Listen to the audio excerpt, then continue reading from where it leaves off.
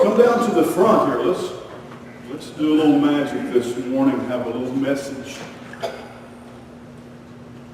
I thought you would both, I should have had this rope with me yesterday. Pretty wild. Addison's birthday party for the whole family was yesterday at the Papa Poodles and Nannies at the Gotros. They're lots of fun. They invited us over there to celebrate over there, so you look like you had lots of fun. It made me tired. I had to go home and lay down. All right. You'll be 8 on Thursday. It's hard to believe we celebrate your mother's birthday. We're going to go to a party after church today for your mother's birthday. So it's birthday. Several of you had recent birthdays. Well, it's good to celebrate. Lots to be happy about. That's kind of what my message is about today. We magicians, in order to achieve some kind of credibility or perhaps respectability, we don't like to call what we do tricks. That kind of sounds like something you teach a dog to do. Boom. So we call them illusions. And I'm going to do the cut and restored illusion today. Here's a piece of rope. It's one big long piece of rope. And this is the classic cut and restored rope trick. What I want to do is you really can't cut a rope and put it back together, but I want to create the illusion. Illusion is when you think you see something, but you don't. I'm going to be talking today with you in just a minute, and in our message about not to believe everything you see or everything you hear. I'm going to try to fool you, okay? Right about there, there's the middle of the rope. See that right there? Take that right there. And if you take the middle and bring it right up here, and I have some scissors. Could I trim your hair just a little bit? All right. I want to create the impression or make the illusion. That's not good. Yeah, don't put scissors in your pocket either, Mimi says. But it's okay to run with scissors, that's fine. No. So you cut the rope into 2 pieces like that, and I'm going to tidy it up just a little bit by making a knot. Don't believe everything that people tell you, everything that you read. No, I think you ought to be willing to believe the truth. I'm going to neaten it up, tidy it up just a little bit. I've got my 2 pieces of rope now. I got them tied together.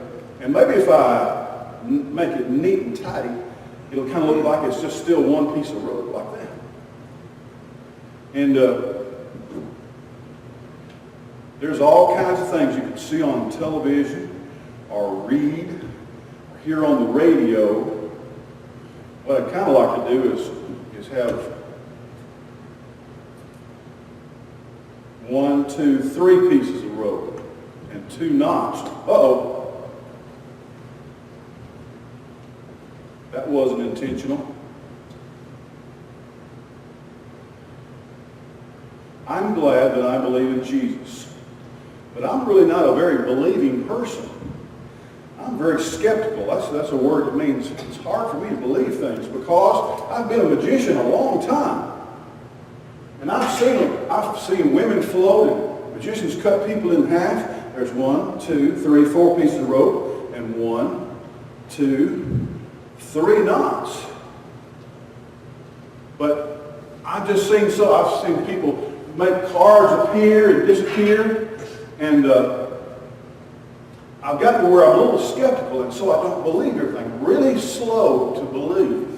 That's why it's one of the most amazing things that I'm a Christian, because when I heard about Jesus, I believed in him right away, and I still believe in him. Always will.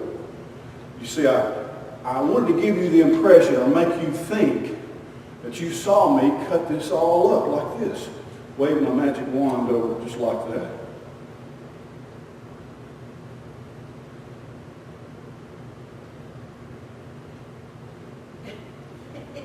One big long piece of rope with no knots and no sections and no pieces cut out of it, just like that.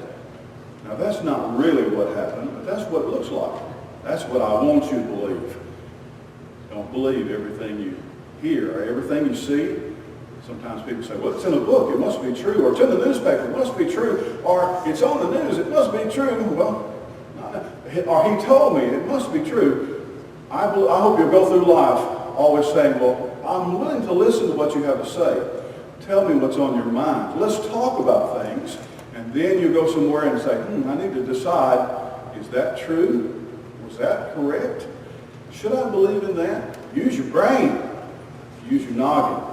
And let your heart decide by using your brain what's really true, okay? I believe in Jesus.